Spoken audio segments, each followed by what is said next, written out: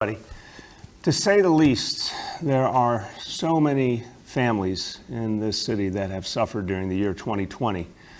So many families, so many kids who have gone through so much, and the trauma, the pain, the challenges, they still are having such a huge impact on our families and children. And the city of New York believes it's our responsibility to help those families, to help those kids. We believe that's what we're here for as public servants, to actually alleviate people's suffering and help them move forward. That's what the city believes. But the federal government is doing something very, very different. Just at the moment when we need help the most, just at the moment where our families are suffering the most, you would think this would be when the federal government would offer a helping hand the most. Remember Franklin Delano Roosevelt, our own New Yorker, the New Deal, when people were having the toughest time, the federal government stepped up, helped in unimaginable ways, helped people get out of that crisis. You want to believe your federal government is going to do the right thing for you and really try in every way to help us in everything we do for everyday New Yorkers. But we've experienced just the opposite. And I'm not just talking about the beginning of this crisis when there wasn't enough testing or when we couldn't get PPE from the federal government or any other things that we could go over. I'm talking about the recent actions of the Trump administration to literally cut off funding that would help us provide health care, that would help us keep people safe. A totally political action that would actually undermine the lives of New Yorkers just when they need help the most. What we've seen from President Trump threatening funding for New York City and other cities, it's morally wrong, it's legally unacceptable, it's unconstitutional, and we're going to fight it. We've seen this not only directed at New York City, but at other cities that are trying to help their people, Seattle and Portland, that are trying to do the work of bringing their cities out of this crisis, also being threatened with their funding being taken away by the federal government. So here's the bottom line. I said weeks ago, if the Trump administration persisted in trying to illegally take away funding from New York City, we would take them to court, and we will beat them in court. And here to tell you what we are doing in coordination with our sister cities, the man who will lead the way, lead the charge with his team at the law department, our corporation counsel, Jim Johnson. Thank you, Mayor. In a couple of hours in Seattle, we will file a complaint that is pushing back on and seeks a court's judgment on the Trump administration's decisions to withhold fundings from cities that they have, without cause and without law, determined to be anarchist cities. We're bringing this action because they have taken concrete steps. They've actually taken this anarchist designation and started to include it in applications for federal grants. We're not going to wait for them to include it in more. We're moving now. There are three reasons why this is wrong. First off, they're stepping way over their bounds. Congress controls the power of the purse, not the Trump administration, and yet they're stepping into the congressional space. Second, they're moving in a way that is arbitrary and capricious. There is no basis in law, there is no basis in fact for this anarchist determination, and yet they're going to use it to determine who does and who does not get federal funding. And third, it violates federalism because it steps into a space, or at least they're trying to step into a space that is uniquely for the cities to decide. How we decide to police our streets, how we decide to spend our funds. And because those don't line up with what this administration believes that it should do, that is the Trump administration, they're deciding to withhold funds. And for New York, the amounts that potentially are at risk could exceed $12 billion. We will see them in court. The papers will be filed in Seattle later on today. In our western sister cities, we have seen the deployment of federal troops in battle dress uniforms, and that is the appropriate place for this suit to get started. And we will be with them all along the way. We expect to prevail in court. We expect to see victory, but there is going to be no victory unless we push the fight. And that's what we're starting today. Thank you so much, Jim, and thank you to you and your whole team for this crucial work. We're not going to let the rights of New York City be trampled. And our court system, time and time again, has shown actually believes in the U.S. Constitution, and we are confident of victory in this case. Now, let me talk about the situation right here in this city when it comes to fighting this disease. Again, we're doing this work every single day, and we're working closely with the state of New York. Our job is to fight back the coronavirus with every tool we have, and we're going to remain vigilant. Even when we make progress, we don't let down our guard. Now, we do have some progress in Brooklyn and Queens. There's still work to do. I'm going to say it many times. There's still real work to do. But the 2 weeks of restrictions in place had a big impact. And we saw people really changing their approach in a lot of ways that were really helpful. So again, we never, ever want to put restrictions in place unless we have to. But we had to, and in fact, they had the impact we needed. So we see significant progress in Queens, where all the Queens red and orange zones are now yellow zones by the state's standards. And that means as of today, businesses in those areas can reopen. Very important that those businesses can now reopen and get back to the work of earning their livelihoods and moving forward out of this crisis. It means indoor dining can resume with appropriate restrictions in those areas. It means houses of worship can increase their capacity to 50% in those yellow zone areas. And it means schools will be back with in-person classes on Monday. So that's good news all around.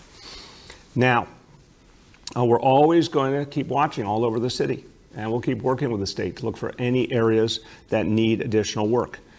We've seen some additional numbers in Ozone Park that led the state to put Ozone Park into the yellow zone. That means we'll get expanded outreach and testing into that area, and we'll keep a close eye. But overall, the situation in Queens, we've seen some really good progress. Now we got to consolidate that progress and keep moving forward as a city. Brooklyn. In Brooklyn, there's more work to be done. There is progress, but we still have work to be done. The red zone areas have remained stable. As I've said, I think it's going to take another week or two to get those areas out of that red zone status.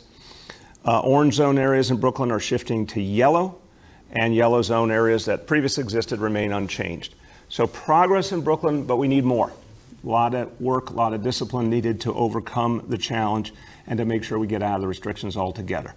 But to anyone out there who's frustrated, I don't blame anyone who's frustrated by restrictions, look at the fact that progress did come. It did come quickly in Queens, a lot of progress, some real progress in Brooklyn.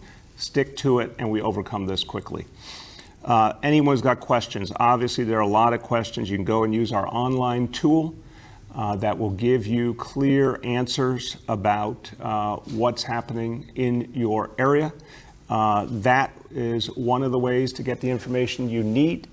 And we want to make sure that anyone who needs further information about what addresses in each zone, that online tool can help you.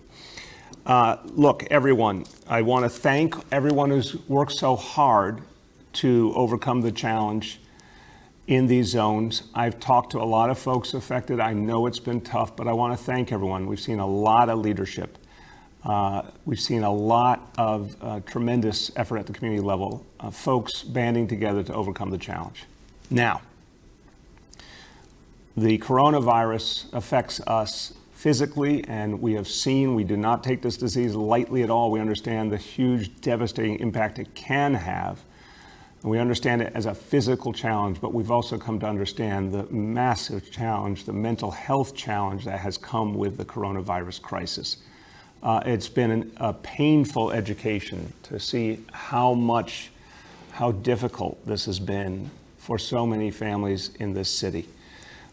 We know that mental health is just as important as physical health, and we know that mental health challenges affect all ages, but our kids have been particularly vulnerable in this moment. Imagine if you're still trying to understand the world and then the world's turned upside down and you see all these painful challenges.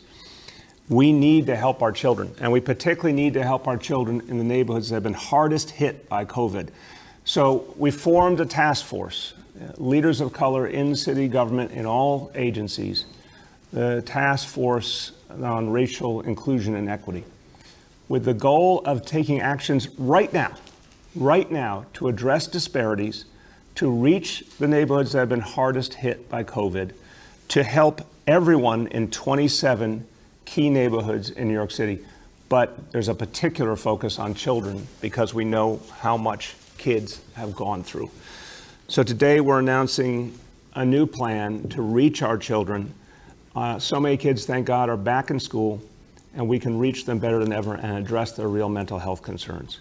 And here to tell you all about it, first we're going to turn to the co-chair of our task force, our First Lady, Charlene McCray. Thank you, Bill, and good morning to everyone. Before we talk about our young people, I want to acknowledge today as Go Purple Day, a part of Domestic Violence Awareness Month. It's a day we draw attention to the bravery and strength of survivors, but also the work we all must do to support them and stand by them. I encourage everyone listening to visit nyc.gov/nychope to learn how you can be a better ally to those who need them. And I want every survivor in our city to know there is always help and there is always hope. You know, one of the points I always make about mental health care is it works best when every individual plays a role, every individual and every agency, and we move beyond our silos and collaborate with each other. Today's announcement is an excellent example of how that is now happening with agencies coming together to support our young people. And I thank everyone at the Department of Education, the Department of Health, Health and Hospitals, the Mayor's Office of Thrive NYC, and the Mayor's Fund for their work and their compassion. I also thank our task force on racial inclusion and equity for bringing all the pieces together to continue the fight for our communities hit hardest in this COVID-19 crisis. Last month, I visited PS 130 in Brooklyn with Chancellor Carranza, and I spoke with some of the second graders during their first week of school. We talked about what was different this year, like wearing a face covering in class, and we talked about some of the emotions that the children have. Some were happy, some were sad, some were nervous, and we also talked about their hopes for the new year. Every time I talk with our young people, I'm reminded that in New York City, we have the most exceptional and resilient young children in the world. But growing up is never easy. Our children carry more than book bags in the class. They carry insecurities about making friends. They carry trauma, anger, anxieties. And if we want our young people to grow into happy, healthy adults, school cannot be about academics alone. We need to support the whole child. And that's why we came in 6 years ago determined to make mental health a priority and wellness a priority in every school. We've made great progress. The Department of Education, Department of Health, and Thrive have significantly expanded mental health services in classrooms and communities. Last year, we took a major step forward by bringing social and emotional learning to every school so that students can learn to identify and regulate emotions and other skills that will help them throughout life.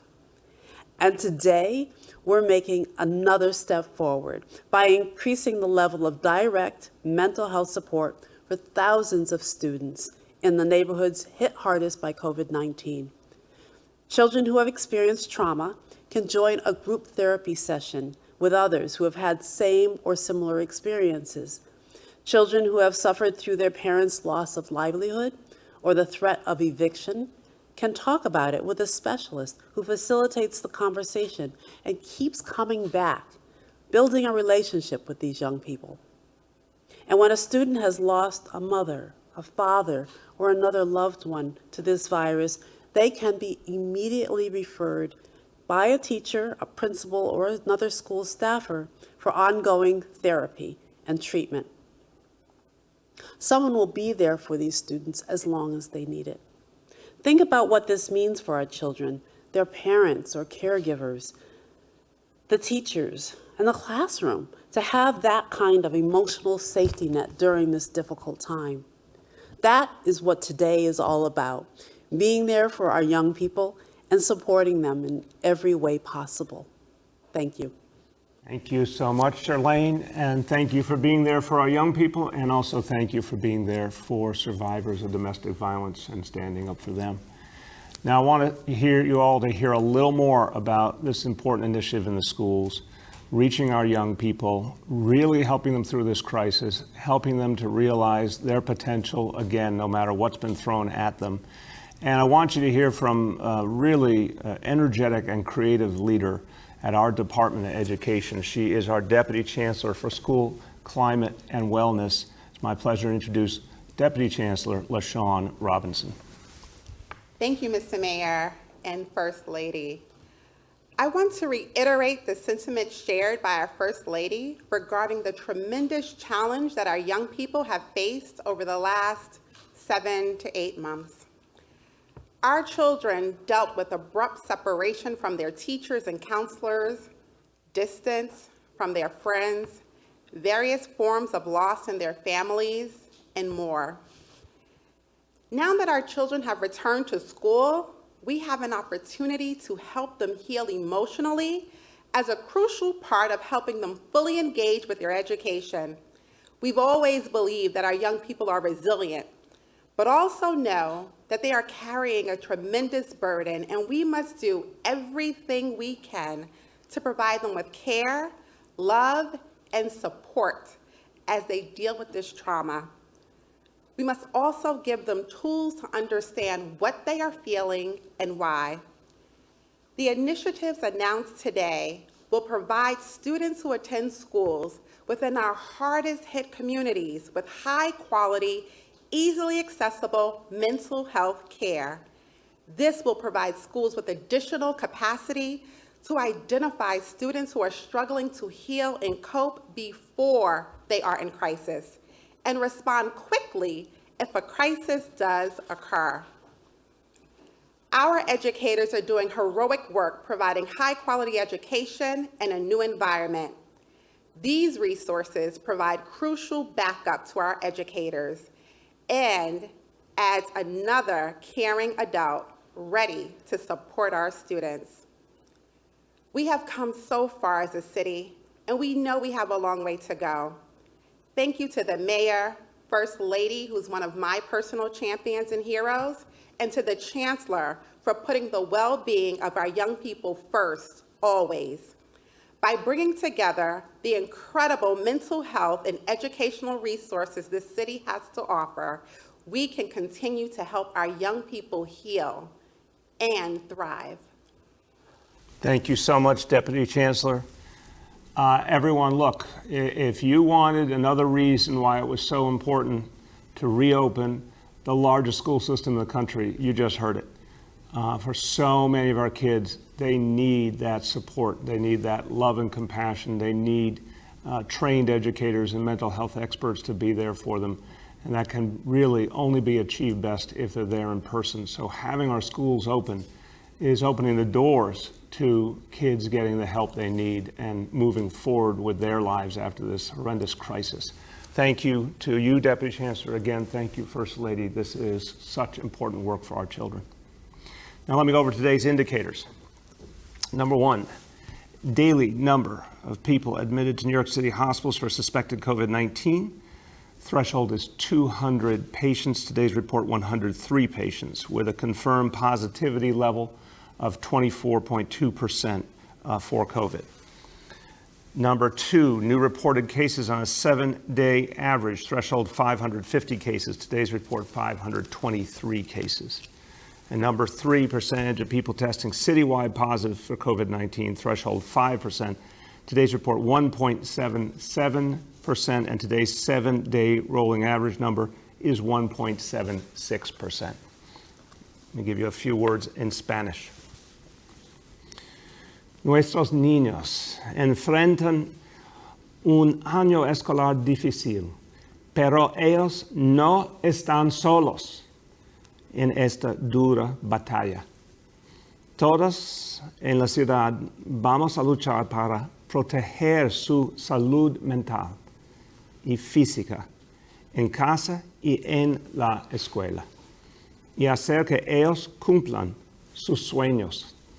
Juntos vamos a ganar esta batalla y verlos crecer felices y saludables, porque ellos son nuestro futuro. With that, let's turn to our colleagues in the media, and please let me know the name and outlet of each journalist.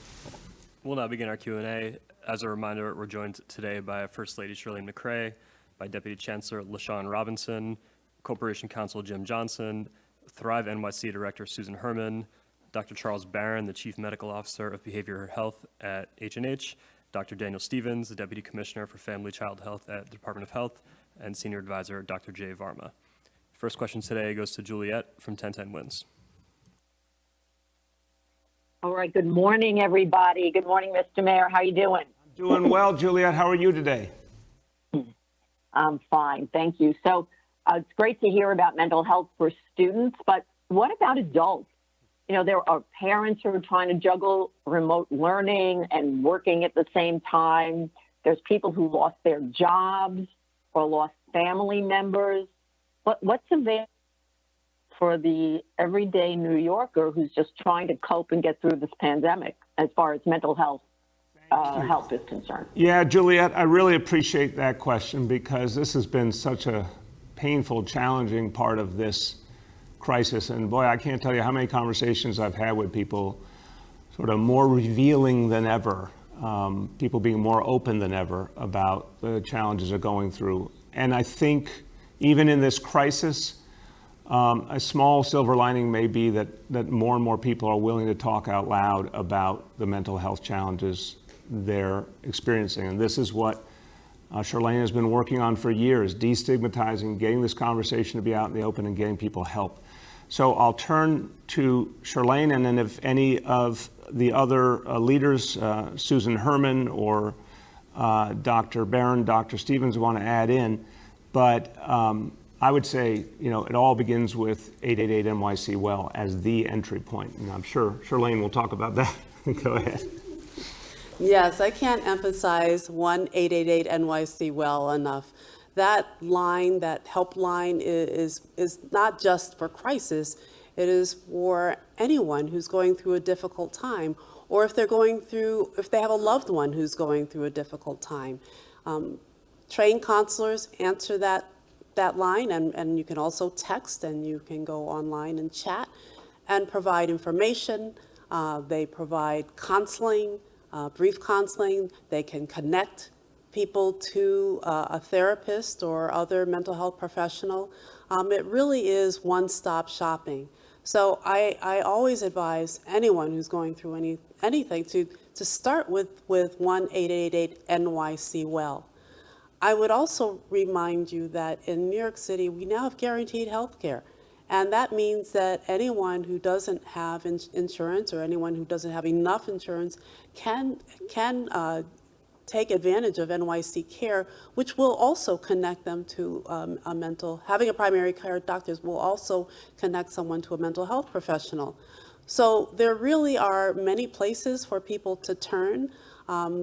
There are and I think that NYC Well is the greatest place to start, because many people aren't aware of resources within their own neighborhoods. And the folks who answer those lines actually have the best resources to determine what someone can take advantage of the easiest and in an affordable way. You know, I really want to turn to Susan Herman. Susan Herman has been leading the Thrive initiative extraordinarily well. And when Susan took over as my senior advisor and as the director of the mayor's office for Thrive, no one knew a pandemic was coming. So she and her colleagues have been asked to do so much more than ever was originally imagined. And Susan, if you could tell us about, in answer to Juliet's question, you know, some of the things you think New Yorkers need to know about access to mental health care, and particularly the amount of calls and texts and everything coming into 888 NYC Well. We've obviously seen a real uptick. Could you speak to that, Susan? Thank you, Mr. Mayor. The First Lady said it well. I think it all begins with contacting NYC Well, but during the pandemic and this profound need that we have all observed, we've really tried hard to not just spread out the awareness of mental health resources.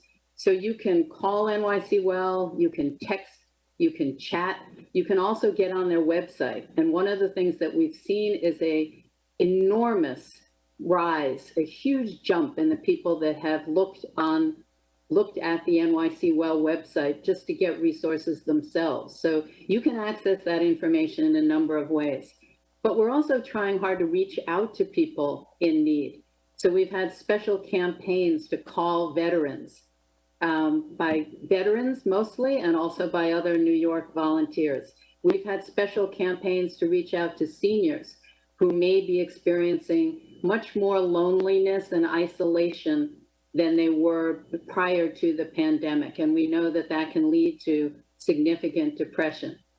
While we reach out to people, we check on food insecurity, we check on housing insecurity, but we very much ask questions about their mental health and how they're doing. So we've reached out to about 15,000 veterans and hundreds of thousands of seniors across the city.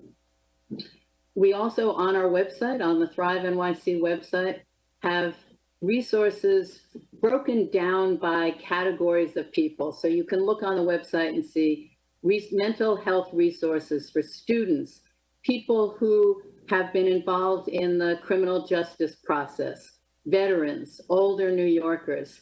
We have something for everybody and something just for things for all New Yorkers. So there's plenty of resources there. Certainly, we'd like to have more, but we are trying as much as possible to get the information out to all New Yorkers. Thank you, Susan. We really want to emphasize so many of these resources are free. You know, it's just really important to say, of course, 888 NYC Well is free. As Charlene pointed out, guaranteed health care for all New Yorkers who need it through health and hospitals. If people can't afford anything, then the care is free. Do not think that mental health services come with extraordinary costs. We provide so much of this free, obviously for our children for free. So anyone who needs help should not hesitate. Let me just see quickly if Dr. Barron or Dr. Stevens want to add anything. Can you hear me? You may be on mute if anyone of you is speaking. Dr. Barron, Dr. Stevens, you want to add? I don't think we're hearing them. Okay, we'll give them another shot around if we have another question. Go ahead, Juliet. So I guess I'd also like to ask you how you're dealing with mental health for yourself. I saw an account where you take a couple of walks during the day. Is that like to clear your head, or how are you dealing? Thank you for asking, Juliet. I think it's really good. You're a good person, and I know you asked that in a good spirit, and everyone should ask each other. One of the things Charlene talks about is just asking people, how are you feeling? How are you doing? It really helps. For me, yeah, walking is very calming, and a lot of times when I'm dealing with complicated decisions, I actually prefer to walk during a conference call. I find that the process of walking is calming, it's clarifying, it helps you think stuff through. I have long said, and Charlene and I practice this, whenever a couple is having any kind of issue they have to work through or any kind of disagreement, you're better off walking together, because actually the very process of walking helps you communicate better and calm down a little bit.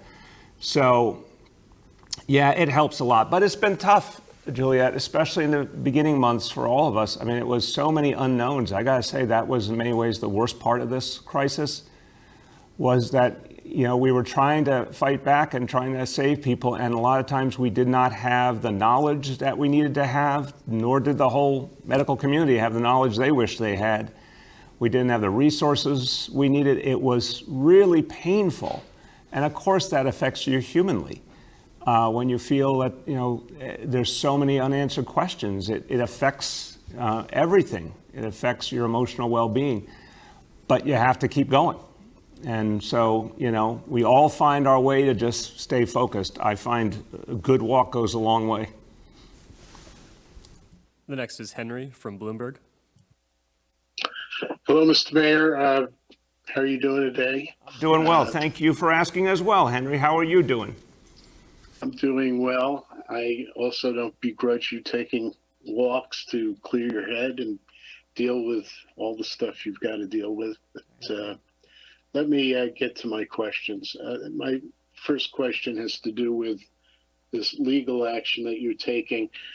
Am I correct in assuming that no denial of funds has occurred yet? And can you give me a little bit more detail about what these concrete steps are that have that you say have forced your hand to initiate this legal action? Yeah, Henry, I'll start and I'll turn to our corporation counsel. As with many of the politicized threats of the Trump administration, a lot of times you see a lot of threats that don't amount to a whole lot. And we have seen it over and over again. I remind you, there was one point where they said there'd be massive ICE raids. They didn't happen. There was one point where they said they'd send in federal troops or federal officers. That didn't happen. They said they would take away our funding because we didn't ask the documentation status of immigrants. That funding wasn't taken away. This has happened over and over again.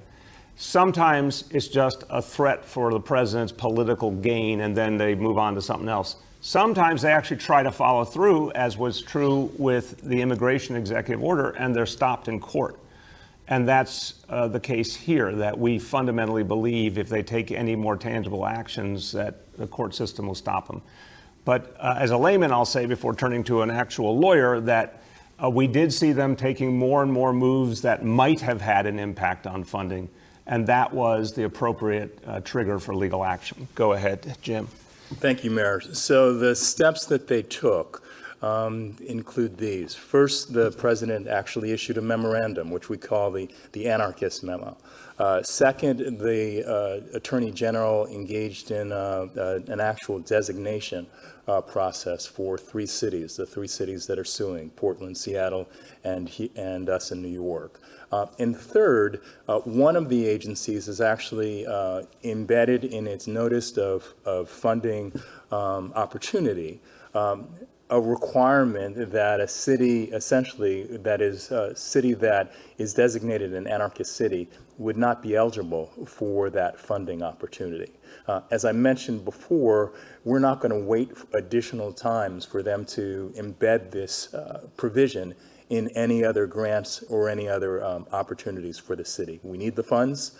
We don't want to see them threatened any further, and we're acting now rather than waiting till they move further down the track. Thank you, Jim. Go ahead, Henry.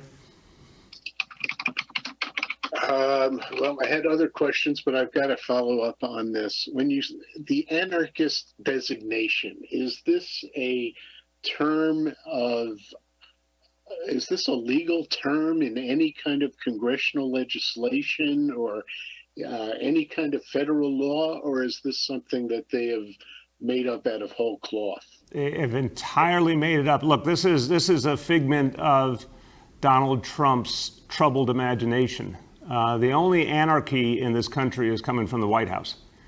And it's not anything we've seen from any Democratic or Republican administration ever before, and it's madness. I was driving around the city yesterday and looking at all of the incredible activity in this city, and people coming back and people working and people, outdoor dining and everything else. And I was thinking of the president calling this place a ghost town, when in fact this is a vibrant city, rebounding from a horrible crisis. This president just makes things up. So this is a city that is strong and is moving forward. Those words are his words just to create political gain. He uses the government for political gain in a disgusting fashion. But to the legality of him using that phrase, I think our Corporation Counsel can quickly make clear how little it means. Go ahead. Henry, you were absolutely right to say that it's made up out of whole cloth. As we say in our complaint, this is a fabrication. There's no statutory basis for it. There's clearly no constitutional basis for it. And the court will say that it should make really short work of this and reject the characterization and the consequences that come from it. Go ahead. The next is James Ford from PIX. Good to see you all. Thanks for taking my call. Follow up about the legal case. Potentially, the Trump administration potentially only has a matter of weeks left in it. What is the certainly you can't assume that this administration is ending. I do understand that, but why this timing? Why are you filing it now? And who is the lead city of the three, if there is one? Go ahead, Jim. It's being filed in Seattle, but we were all co-plaintiffs in the action. And in terms of timing, it was just 2 weeks ago that they took the concrete step that I referenced, which is the notice of funding opportunity, indicating that they're serious. And the administration actually will go to January 19th or noon on January 20th. And there is no question, just as Congress can act during lame duck, that the administration could take additional acts during a period if the election were to go in a way that President Trump wouldn't like. So rather than waiting and hoping, we are acting. Go ahead, James. And then regarding this mental health initiative that is targeting the hardest hit areas, what is this task force doing in the red zones where schools are still closed? Yeah, look, James, that's a very temporary reality. So Deputy Chancellor is coming back to join us again, and she can talk about how we help kids when they're in school, as well as how we help kids even when they're remote. But remember, that red zone reality, we've said from the very beginning, should only be a matter of weeks. We have the vast majority of our schools open and moving forward. So really, I'm hoping when these last zones are resolved over the next few weeks that we never have to have restrictions again, and we're going to just go straight through to the vaccine without ever having to experience that. We have real work to do. We have to be vigilant. But in the meantime, I think your question is very important, not just in terms of red zone, but how do we help kids if we're not seeing them in person? It's not as good as being able to see them in person. I'm very clear about that, but there's still help we offer no matter what. So Deputy Chancellor, you want to talk to that? Yes, thank you so much, James, for your question. Very important question. Before the start of the school year, we partnered with the First Lady and the Office of Thrive to release additional resources to schools through our Bridge to School plan. We have also trained over 45,000 educators in trauma-informed care, over 1,600 school leaders in trauma-informed care as well, and really work to prepare the school system to receive our young people and our educators during this pandemic. We've increased adult social emotional learning within our school system and partnered with the Child Mind Institute for additional resources. That information has been shared with schools, and those supports are out there being utilized as we speak. We have also worked to increase teletherapy within our school system as well, to ensure that every child in a red zone, an orange zone, a yellow zone across our school community, whatever the case may be, and now more targeted support in our 27 hardest hit communities, we're supporting children and adults every step of the way. Thank you very much. Go ahead. The next is Yoav from the city. How you doing, everyone? I had a question for Dr. Herman, actually. The city was planning to pilot co-response teams responding to 911 calls in 2 high-need precincts. That pilot was paused because of COVID. I'm just wondering what the status of that is. San Francisco is also dealing with coronavirus, but they just implemented, or they're launching a huge initiative to have firefighters and other workers who are unarmed respond to calls for people in mental health crisis. So even though they're dealing with the same coronavirus crisis, they're able to launch this huge initiative. My question is, respectfully, why isn't New York City able to launch that pilot in 2 precincts? Let me start and then turn to Susan. Look, first of all, tremendous respect for San Francisco and the way they've handled this crisis, and Mayor London Breed has done a great job. But very, very different reality there, very different scale, very different experience with the size and extent of the crisis. So, you know, what we were dealing with over months and months caused us to have to pause a lot of good things that we wanted to do. But I'll simply say it this way, we're re-engaging that issue right now, and we're going to have more to say on that for sure soon. Susan, you want to add? I would just add that the scale of the problem in New York City really required many people to be focusing on things that they might not usually be focusing on. So the co-response teams were functioning during the many months of the pandemic, but were functioning differently. They were functioning, the social workers were functioning mostly virtually and now have gone back into the field. Officers, many of them were redeployed now, have been coming back onto the co-response teams. And as the mayor said, we are actively looking at that pilot and many ways of serving people when they have great need. So we are fully engaged and working on this issue. Go ahead, Yoav. Okay, thanks. Switching gears, I understand that NYCHA discovered there were children under 6 living in 6,000 more apartments that likely have lead paint, far higher than the 3,000 that you ordered fixed 2 years ago. I'm just wondering how you feel about this apparent discovery and what you're planning to do about it. First of all, I'm just getting this information now in the course of this gathering, and apparently it's coming from the Federal Monitor, and we have to see that information and analyze it. Look, I'm concerned that we have to reach every single child, every single family. We have to eradicate lead paint poisoning in New York City. I want to be really clear. We have a Vision Zero approach. In the past, some really important reforms were taken in this city, and then some missteps happened for sure over multiple administrations. But in the end, what's important now is we have the clearest plan the city has ever had, and is a plan to literally eliminate lead paint poisoning once and for all. It can be done. It must be done. We're seeing many, many fewer cases, steady decrease. We put out the information quarterly, and there's been a steady decrease.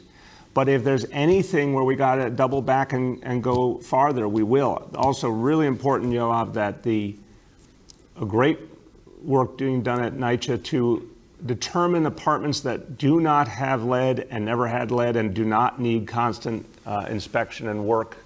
That's that XRF assessment that's being done. That is going to change the situation profoundly. We're already hearing of tens of thousands of apartments that are now cleared forever, and that's going to allow us to concentrate our resources. But we will follow up immediately on this Federal Monitor report and get down to the bottom of what's happening, and we will act on it immediately. The next is Bob Hennelly from the Chief Leader. Good morning, Mr. Mayor. Yesterday, you went into some detail about what you're doing to prepare for the distribution of a COVID vaccine, and you mentioned that essential workers, first responders, and healthcare professionals will be part of the first phase of the vaccine's deployment. While no vaccine has been identified, I can't help but feel that we're not addressing a very basic issue surrounding what's at stake for first responders and healthcare professionals, who would in essence be, basically guinea pigs for a vaccine produced in what, quite frankly, has been a process corrupted by President Trump's machinations. Could you comment on how you think workers are going to feel about this, and then also have your corporate counsel, Mr. Johnson, comment on how we'd be entering a new phase here where would the city of New York compel first responders to take this vaccine? Okay, we'll get Jim to come up. Let me start, and we'll start with Dr. Varma as well. First of all, no, we've made really clear that we are not going to accept a vaccine unless it is thoroughly vetted by the medical community. So, Bob, I know you a long time, and I know you used a phrase there that was a little bit provocative. We're not going to treat anybody as anything less than valued public servants. We're not going to do something unless we're 100% sure. So that means the state and the city together are going to be vetting any vaccine to make sure we're 100% clear. If we're not 100% clear, we're not going to give it to anybody. We obviously need to make sure that once we have a truly effective vaccine, that it's as widely utilized as possible. And I believe the vast majority of people and the vast majority of public servants are going to want a vaccine to protect themselves and their families. In a second, Jim can talk about the legalities as we know them now. But I think the most important part of your question goes to Dr. Varma on what we're going to do to make sure that any vaccine is appropriate before we'd even consider distributing it in New York City. Dr. Varma. Great, thank you for the question. And, I'll start by saying we absolutely understand the concerns that people have. There's been obviously a lot of discussion about this process and ensuring that it's not just done quickly, which is sort of the Operation Warp Speed terminology, but that in fact, whatever vaccine that becomes available must be safe and it must be effective. So there's been a lot of movement, as you know, to make sure that any vaccine that gets developed is not just vetted by the federal government, but also includes a thorough review by the state and the city. The governor has announced a task force of experts. We on our health leadership team here have also been planning on how we're going to review and evaluate that information. And so we feel strongly that we would not incorporate any vaccine into our health and safety measures until we feel confident that it's something we would use ourselves, we would use on our families, and that we would of course use on our most valued civil servants who are healthcare workers and our first responders. Yeah, and I would say, obviously, Bob, when we get to that point, if we truly believe in it, a number of us will lead the way and take it to show people that when we're advising it, it's something we truly would do ourselves. We will actually do that ourselves. Go ahead, Corporation Counsel. Just very briefly, as the mayor's remarks and Dr. Varma's remarks made clear, there would be a tremendous amount of process involved before decisions are taken about the administration of a vaccine. The idea of compulsion for a vaccine is not something that is, as far as I know, on the table. Go ahead, Bob. And then also, I think Katie Honan had a Wall Street Journal piece that was headlined, New York aims to bring back 25% of city workers by year's end. I would like to know if you could give us a sense of the concrete criteria that goes into this determination, if that's accurate, and then moreover, what role do you see the city's public unions playing in helping you through this process to guide them so their members feel comfortable with taking this step? Yeah, of course, Bob, we work closely with so many of our municipal unions on these issues all the time. We have not made a final determination. We need to continue to consolidate the progress that we've seen in Brooklyn and Queens, and we need to continue to drive down our numbers citywide. But we do want to start to bring back city workers before too long, and we would do it in phases. I think the fact is that there's important work to be done, and it's important for the city to move forward, to have people start to come back. But we're going to do that in a way that we're convinced is safe, and only do that when we're convinced it's safe. The next is Abu from Bangla Pratika.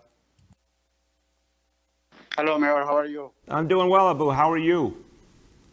Good. Thank you so much. I would like to ask you about a question which is regarding the children mental issue, because I found, and we are receiving a lot of phone calls from the parents, that the student, school student, who are, it's been a long time, they are staying in the home, that they are suffering by mental anxiety and other stuff. So what is your program to help the kids who are living since March in the home, and they don't have that much space to play in the home, they don't have that much space to go out, So do you have any suggestion, or do you have any program, or do you have anything you can say about the parents who are suffering that kind of anxiety with their kids? Yes, Abu, I'm going to start and then turn to our Deputy Chancellor. Look, the best thing we can do for our children is fight back this disease, lower the level of infection in New York City, so we can go farther and farther in terms of getting kids back into school settings. That should be a mission for all of us. That every time we do the right thing, wear a mask, practice social distancing, all those basics, we are speeding up the day when we can do more and more for our children. The second point is that parents are going to have an opportunity in the coming weeks to opt in to in-person learning, to blended learning. And I've talked to a number of parents who are interested in the chance to get their kids to school, but they wanted to see how the beginning of the school year went. Obviously, what we're seeing is a tremendously successful reality in our public schools in terms of health and safety, a very low level of positive tests. I think a lot of parents, when they get that chance to opt in, will take it, so their kids will get that opportunity to be outside the home, will get the socialization and opportunity to be with their friends, will get the loving attention of trained adults. I think that's going to be an important moment. We're going to give parents a lot of information and give them a chance to make that decision for their family. But in terms, again, of what we continue to do, and I think it's a great point, how we're going to help parents to understand what they can do for their kids, even if their kids are in a remote setting. Deputy Chancellor, you want to speak to that? Yes, thank you so much, Abu. We understand that schools must be places of healing and learning, and that's been a core focus. And then we have also heard from families, looking to be able to provide greater support. In the spring, we were able to act fast. Last year, we announced Safe, Resilient NYC in collaboration with Thrive, and we were able to add additional supports for schools, including Sanford Harmony, which is a social emotional learning program, restorative practices, and we were ready to support families right away back in the spring. We also trained parent coordinators and Trauma 101, and also supported parent leaders across the city as well. Really working with families to understand how to notice trauma within young people and then be able to act quickly with their own children. So we've taken a number of steps to support families directly. Our parent coordinators have been trained and have participated in the trauma sessions. So our school communities are prepared. They're safe places for our young people. We've answered the call to be able to provide this support. And with this new initiative announced today, is even greater support in the communities that need it most. On-the-ground support, trained, licensed clinicians that can be able to support young people in group sessions, continuing to train educators and parent coordinators, and working closely with families. And we look forward to continuing to build upon the success of the past while we increase mental health supports more and more each day. I'm going to have the Deputy Chancellor note if there's any website or phone number that parents should call if they're just trying to get guidance on these things. But I'm going to remind you that anybody, parent, non-parent, young person, older person, anyone can call 888-NYC-WELL. Any New Yorker for free can call 888-NYC-WELL if they're not only having their own struggles with mental health challenges, but if they want to talk to a trained counselor about how to help a loved one, how to help a child. I just want everyone to get in their minds that this is the go-to location for any kind of concern about mental health, because what happens at NYC Well is they can either help you address the issue immediately or connect you to the support you need.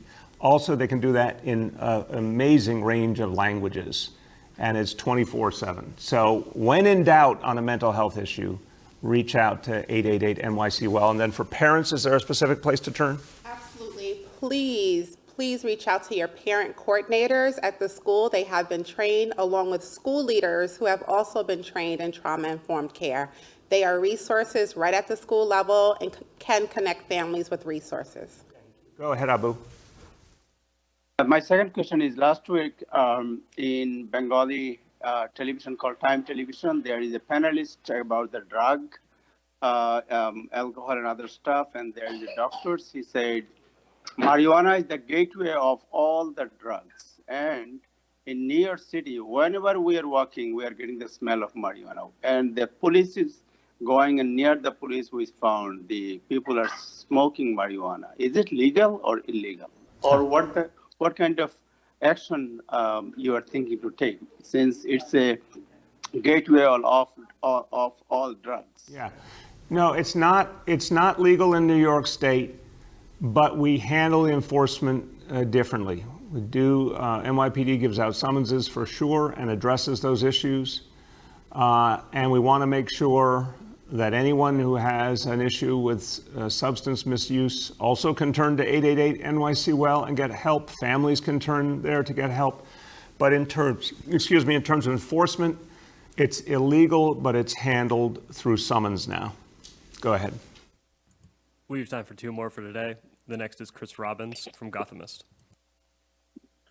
Morning, Mr. Mayor. You talked earlier today about how successful in-person learning has been for schools. Can you give us an update on school attendance? Is there a reason why the DOE hasn't been putting those figures out? And when will the DOE release guidance on what counts as attendance? Important question, Chris. That information is going to come out very shortly. We have a very unusual situation, and what has been the hesitation is to make sure that the numbers are accurate in what has been an ever-changing situation.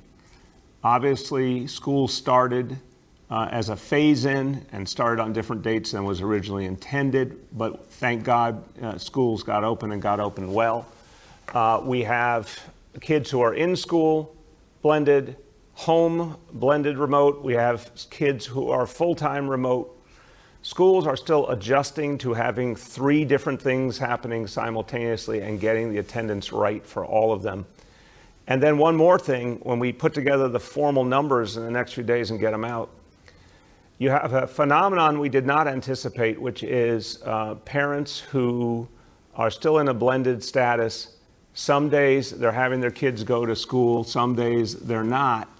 And they haven't really 100% decided if they want to stay in that blended status or go to remote. And again, the last piece of the equation, which is coming up in the next few weeks, the other way around, the parents who have been fully remote who now want to send their kids back. So the honest truth is it's been a very challenging playing field to get clear numbers on. We're going to give the best numbers we have shortly once we've confirmed them. But you will see this interesting phenomenon of parents who their kids are in blended, but clearly not yet fully using the blended status the way we expected. And that's something that we want to resolve in the coming weeks. Go ahead, Chris. Okay, thank you. And my second question is, we talked about it earlier this week, but the private owner of the pier in Greenpoint that the New York City ferry system uses blocked the public from using the pier temporarily. The stop is back open, but I wanted to learn more about the agreement between the city and the private owners of the pier. So I asked your Economic Development Corporation to see a copy of that agreement, and they acknowledged that it exists, but they said I would have to file a Freedom of Information request for it. Do you think I should have to file a Freedom of Information request for public documents that are clearly in the public's interest like this? And more broadly, are you satisfied with how your administration has handled Freedom of Information requests? Because my colleagues routinely point out that it takes months and sometimes more than a year to get really basic information from many agencies in your administration. Chris, it's something we got to keep working on. I am satisfied that people are trying, very consistently to make the process better and better. And the whole thing with the Freedom of Information Act is it acknowledges that each document has to be reviewed legally, because it's not as simple as saying, anything and everything can be released. There are confidentiality issues. There's a lot of issues that have to be taken into account. That's why the Freedom of Information Act is set up the way it is.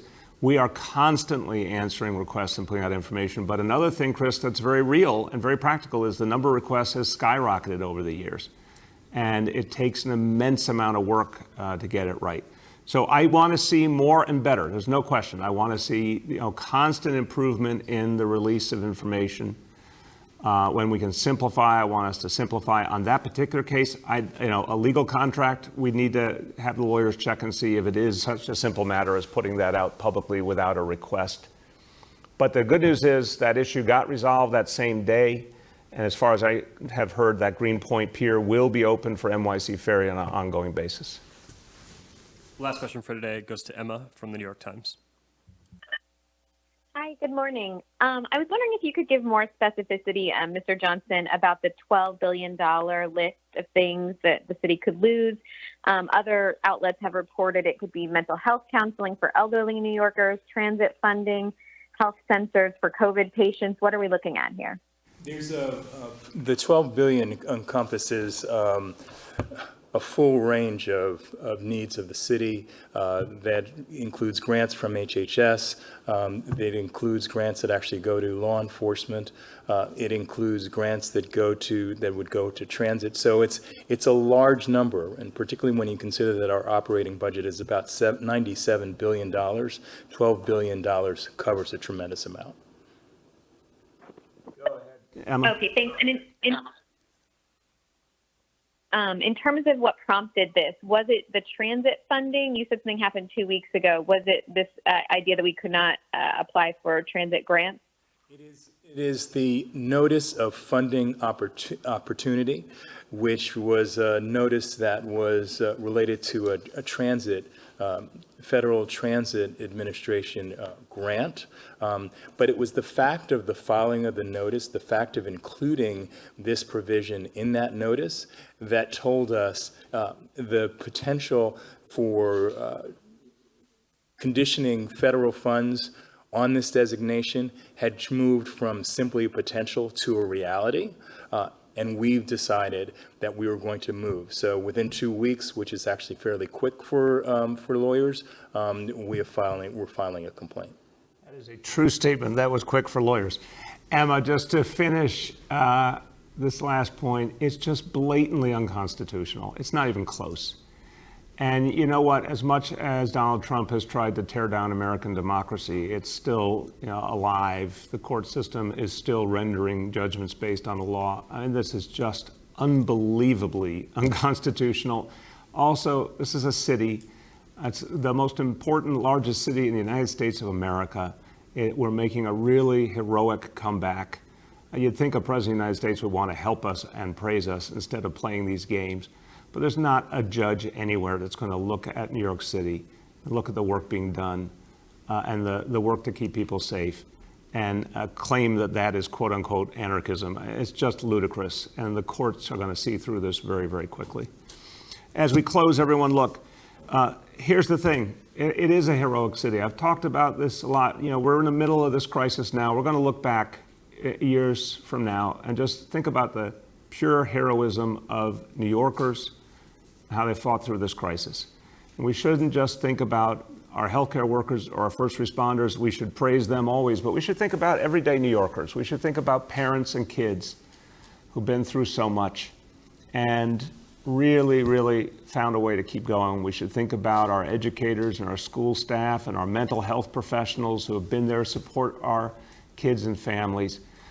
The important thing to remember is children need to know that it's going to be all right.